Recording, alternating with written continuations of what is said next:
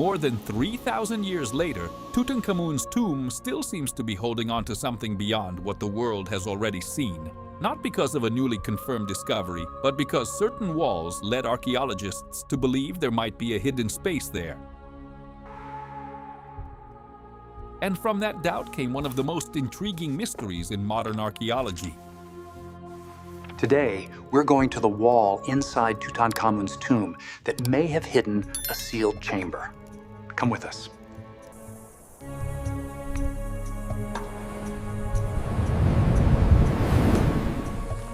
Before there was any theory about a hidden chamber, there was the place itself. The Valley of the Kings was not just a royal burial ground, but a landscape designed to conceal, protect, and preserve power for eternity. Between dry slopes, cuts in the rock, and nearly invisible access points, each tomb followed a very precise funerary logic. Here, even the terrain seemed to work in favor of silence.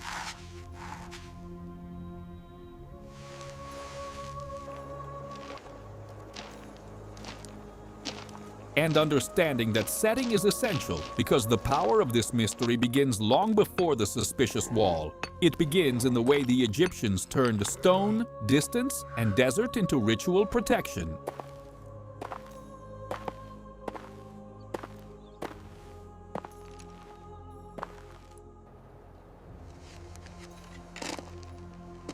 In the early 20th century, the excavation reached a sequence of steps leading down to something still sealed. What appeared there was not just an ancient entrance, but an access point with clear signs of preservation. When the barrier was opened, the darkness answered back with golden reflections that would change the history of archaeology. This was no ordinary revelation. It was the kind of discovery that redefines what people believe is possible.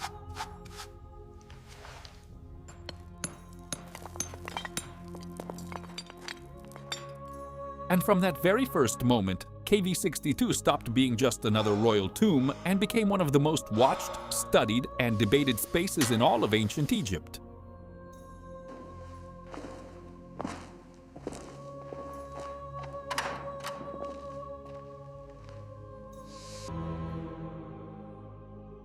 The chambers revealed an astonishing concentration of funerary goods: chariots, furniture, statues, chests, jewelry, textiles, and ritual objects preserved in extraordinary condition.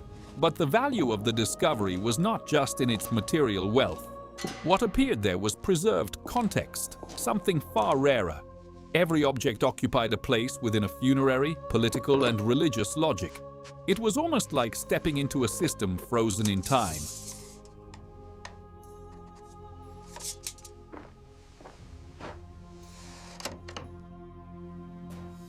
And the more scholars examined how those elements were arranged, the more they realized the tomb offered not only treasures, but an entire visual narrative about authority, belief, and burial.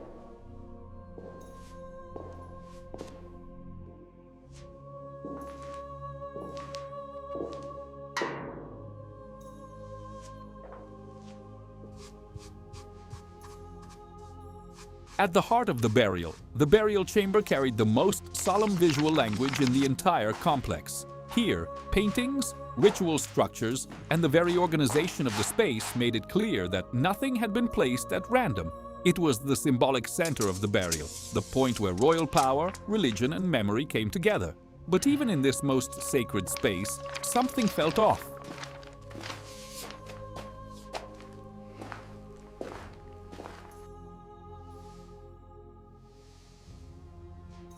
The grandeur of its elements coexisted with a strange sense of physical limitation, as if the importance of the dead king was greater than the scale available. Little by little, that contradiction would begin to weigh on the reading of the entire tomb.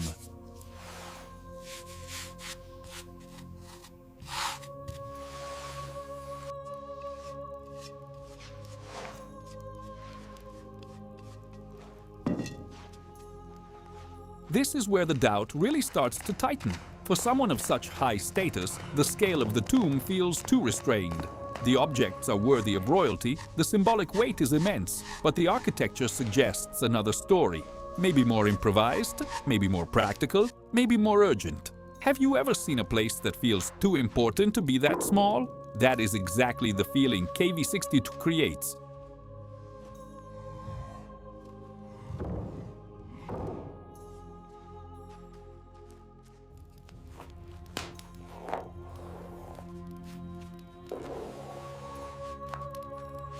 And that contrast between funerary prestige and spatial limitation is no minor detail. It became one of the strongest foundations for all the questions that came later.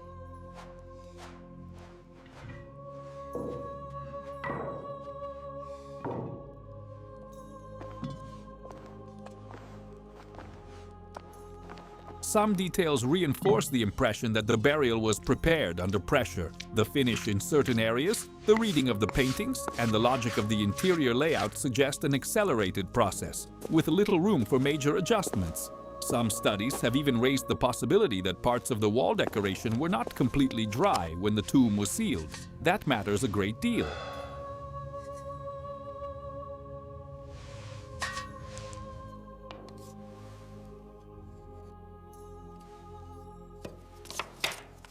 Because once urgency enters the center of a royal burial, every wall, every architectural choice, and every visual solution starts to look different. The tomb stops seeming merely unusual and starts to seem adapted.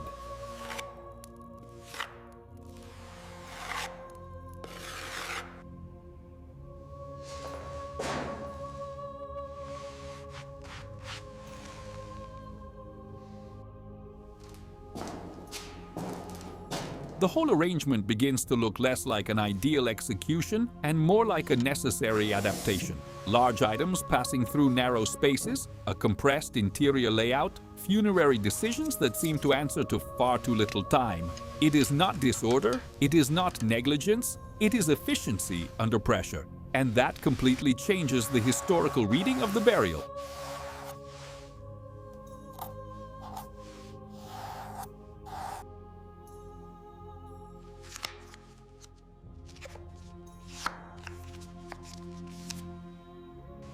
Because an improvised burial within a royal framework may conceal practical decisions, time cuts, and emergency solutions that the surface alone cannot explain. At this point, the tomb stops being only impressive and starts becoming deeply strange.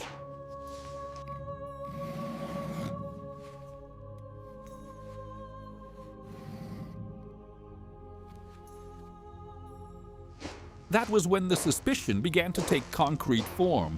In certain parts of the burial chamber, visual analyses began highlighting lines, changes in relief, and subtle interruptions beneath the painted plaster. Nothing obvious, nothing wide open, nothing that could prove anything on its own, but enough to raise the right question. What if that wall was not just a wall?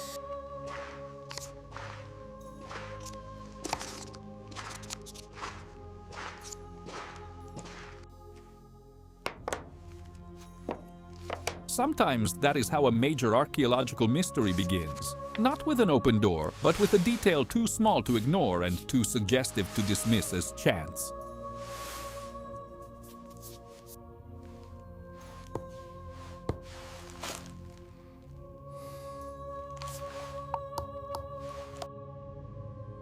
At that point, the doubt stopped being just an impression. Specialists began re-examining the wall with almost obsessive care, searching for signs of hidden geometry beneath the paint. Faint lines, changes in relief, and interruptions in the finish began to suggest that the surface might not be as simple as it looked. It was not proof, of course, but it was already more than curiosity.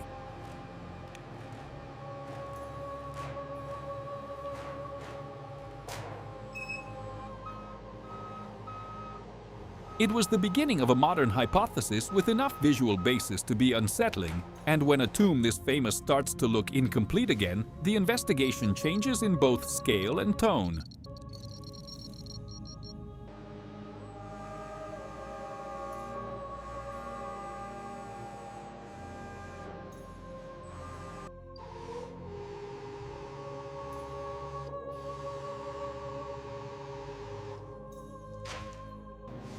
Once the possibility of a hidden chamber started to take shape, the case moved beyond technical detail and into the center of archaeological debate.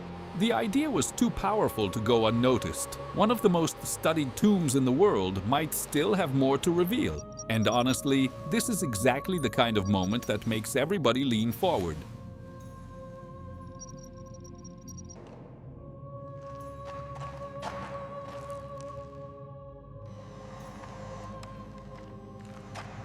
Because if that wall really concealed something, the meaning of KV62 would change completely.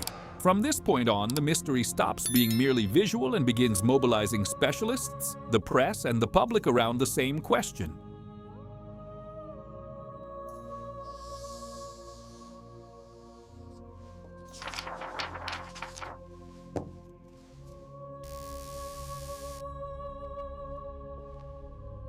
The next stage required more than observation. It was time to place technology in front of a wall painted more than 3,000 years ago without touching it in any invasive way. Scanning equipment, controlled procedures, and repeated readings entered the scene to turn suspicion into data. This is the point where archaeology becomes even more compelling, because intuition gives way and measurement starts to take command.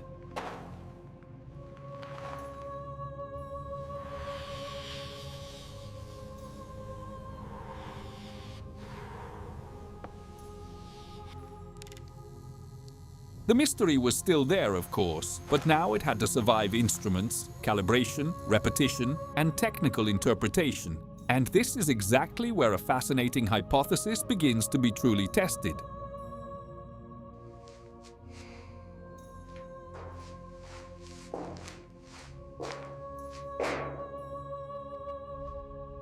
The first technical readings seemed to give back exactly what many feared or hoped for. Some signals suggested discontinuities behind the surface, as if the wall did not end exactly where the eye said it did. You know that chill when an unlikely hypothesis starts to feel plausible? That is what happened here. For the first time, the mystery seemed to gain support that went beyond visual interpretation.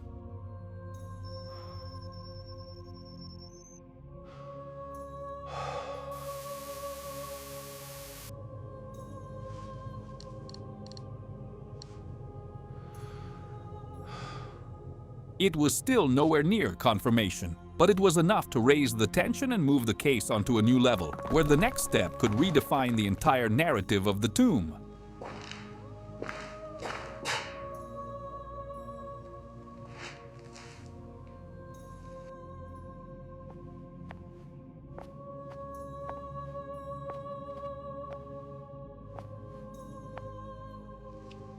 This is where the case reaches its highest point. For the first time, the combination of visual reading and technical response seemed to support the possibility of a hidden space beyond the known chamber. Egypt's most famous tomb began acting as if part of it were still silent. And this is the scene that grabs you: ancient stone, modern technology, and the feeling that history may be inches away from opening another door.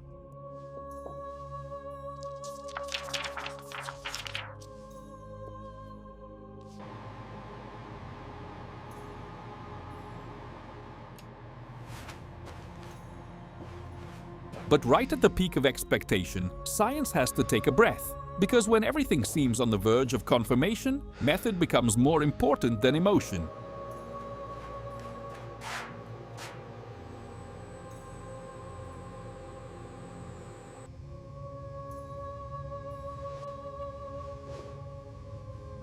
With the hypothesis gaining strength, more ambitious interpretations began to emerge about what might exist beyond the wall.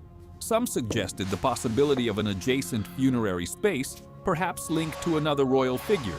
The idea had visual force, historical force, and narrative force. It was the kind of theory that seemed capable of reorganizing the mental map of the entire tomb, but it also carried risk.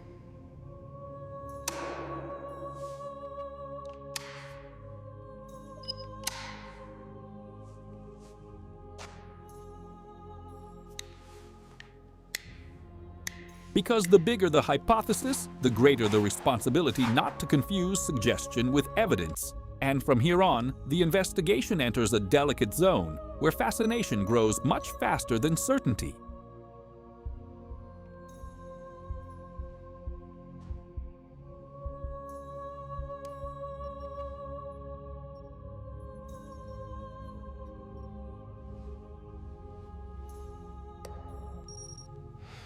By this stage, the mystery no longer belonged only to specialists. The case captured the public imagination because it brought together all the right elements: a legendary tomb, enigmatic signs, cutting-edge technology, and the promise of a massive discovery.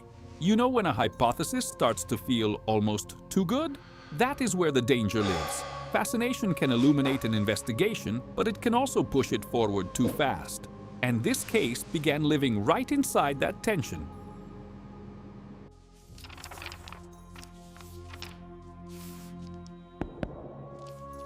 On one side, the seduction of a new chamber. On the other, the obligation of science to remain cool, slow, and rigorous even when the whole world wants an immediate answer.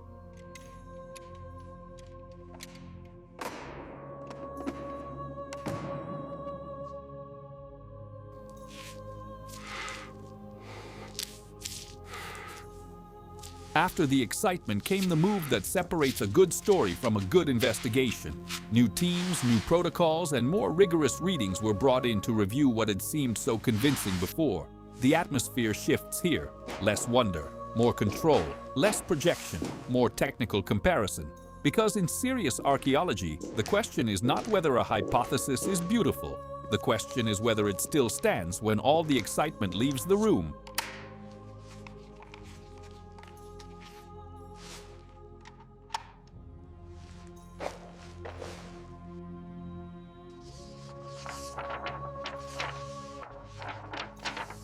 And this is exactly the point where the sealed chamber case becomes even more important, even if the answer is no longer heading in the direction many people expected.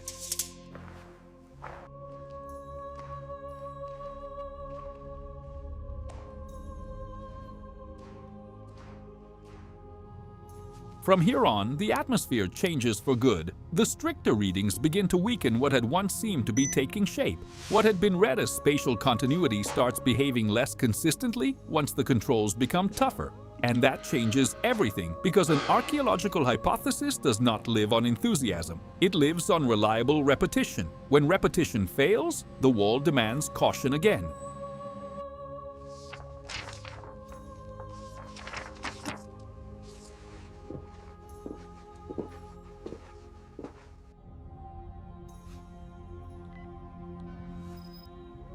And this may be one of the most honest moments in the entire investigation. The instant science accepts the need to slow down at the exact moment the narrative seemed ready to take off.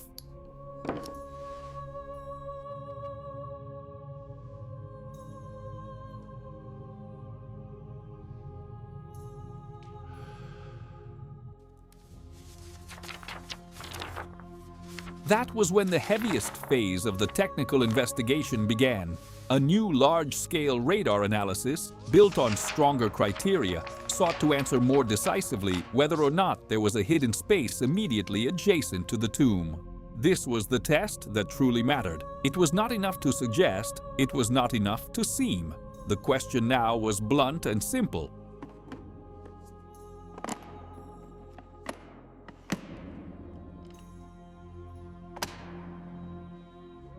Do the data still point to a hidden chamber when the method is pushed to its limit? This kind of review does not exist to kill a mystery. It exists to force the mystery to prove it deserves to remain standing.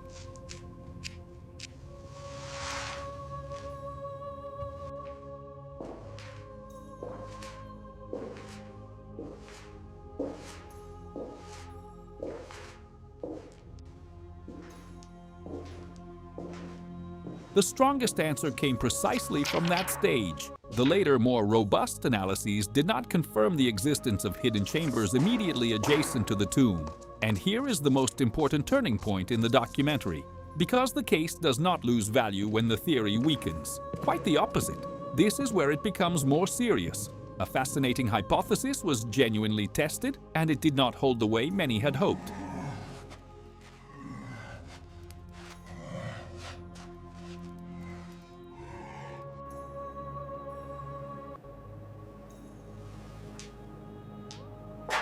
That does not erase the mystery's appeal. It only changes where that mystery now lives. The wall remains suggestive, but the evidence no longer authorizes the leap that had seemed so tempting before.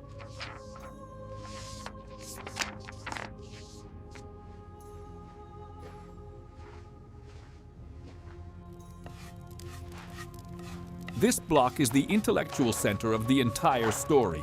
The mystery had shape, atmosphere, suggestive visual marks, and enough public force to convince many people that a new discovery was close. But proof is something else. Proof requires consistency, control, repetition, and convergence between methods. And that is exactly why this case is so powerful.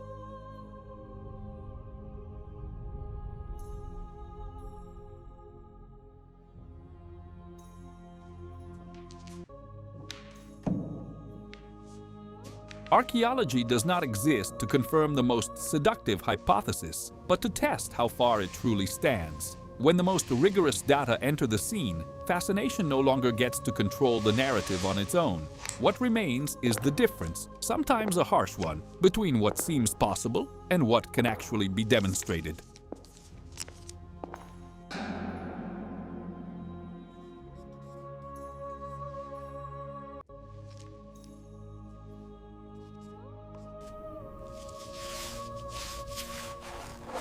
But the story does not end with a simple retreat of the hypothesis. Because the tomb is still strange, it is still too small for someone of that status. It is still surrounded by signs of urgency, compressed space, and funerary choices that seem to answer to an unusual situation. Even without a confirmed hidden chamber, the feeling that something about this burial remains incomplete is still alive, and that matters, because it shifts the central question.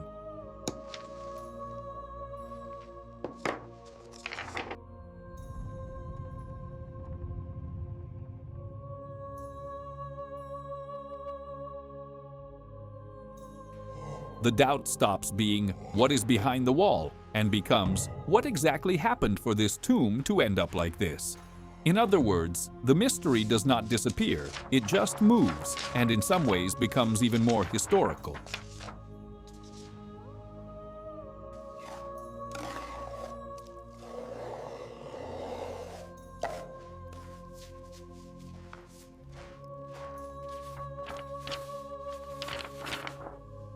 This is where the strongest axis of the narrative comes back with full force. Maybe the true enigma was never a hidden room, but the burial context itself. A short reign, an early death, a modest tomb for a pharaoh, signs of rushed finishing, and an internal organization that suggests adaptation. All of it points toward a burial carried out under pressure, and honestly, that is already enormous on its own.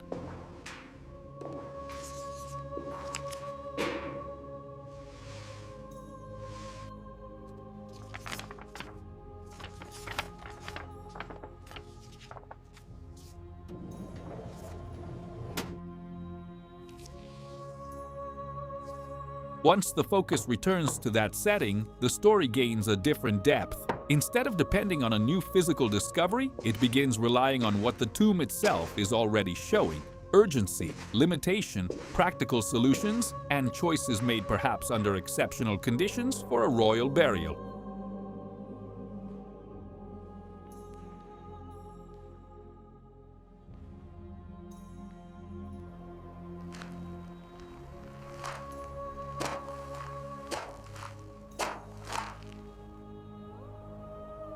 Even without confirmation of an adjacent chamber, KV62 remains colossal. It preserved an extraordinary quantity of objects, techniques, materials, images, and clues about Egypt in the 14th century BC. Its archaeological value does not depend on the existence of one more room. What was already found there is enough to make it one of the most important discoveries in all of modern archaeology, and that needs to be clear.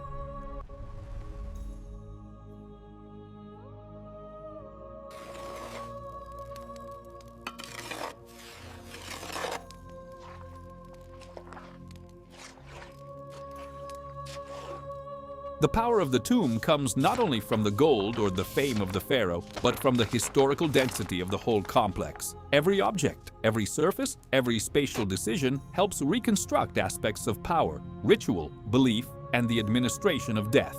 The legacy of KV62 is so great that the debate over the sealed chamber ultimately expanded its relevance even further.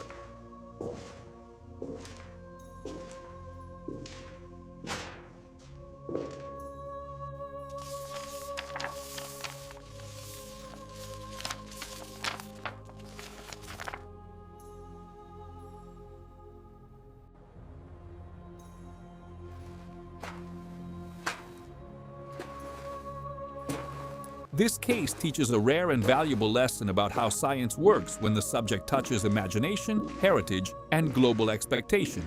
What seems on the verge of being revealed does not always survive the most rigorous test. And that is not a failure. It is exactly the opposite. Science shows its strength when it can slow down a fascinating hypothesis and bring it back to the scale the evidence actually allows.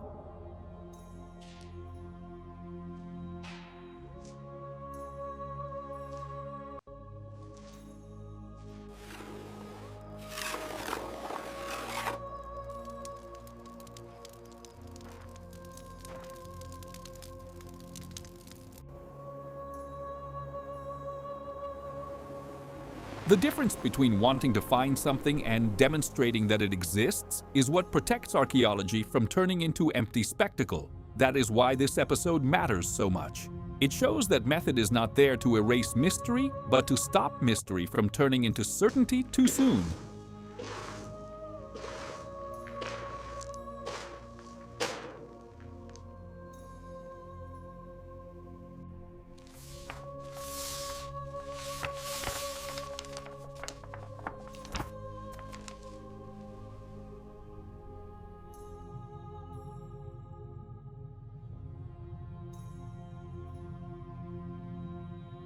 More than 3,000 years have passed, and this tomb is still doing what very few can do, generating serious questions without needing exaggeration. It endures as a monument, as a material archive, and as a historical enigma. Not because a new room was opened, but because what is already there remains difficult to explain completely. The combination of funerary wealth, reduced space, signs of urgency, and modern readings of the walls keeps the case alive in a very rare way.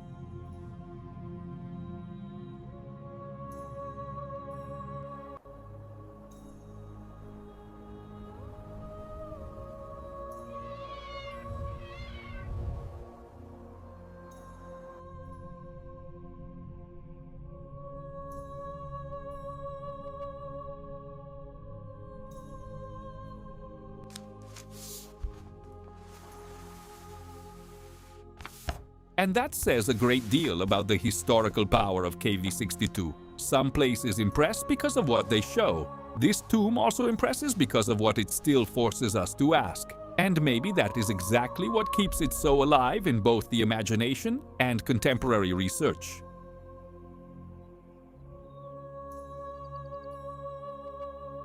This video was a historical reconstruction with AI, based on records from the period, created for educational and narrative purposes. In the end, the sealed chamber remained a fascinating hypothesis, not a confirmed discovery. But maybe that is exactly the right conclusion for this case. Tutankhamun's tomb remains extraordinary, not because it delivers a final answer, but because it forces archaeology to operate at the limit between fascination, caution, and proof. The wall remained closed, the doubt did not. And that carries real weight.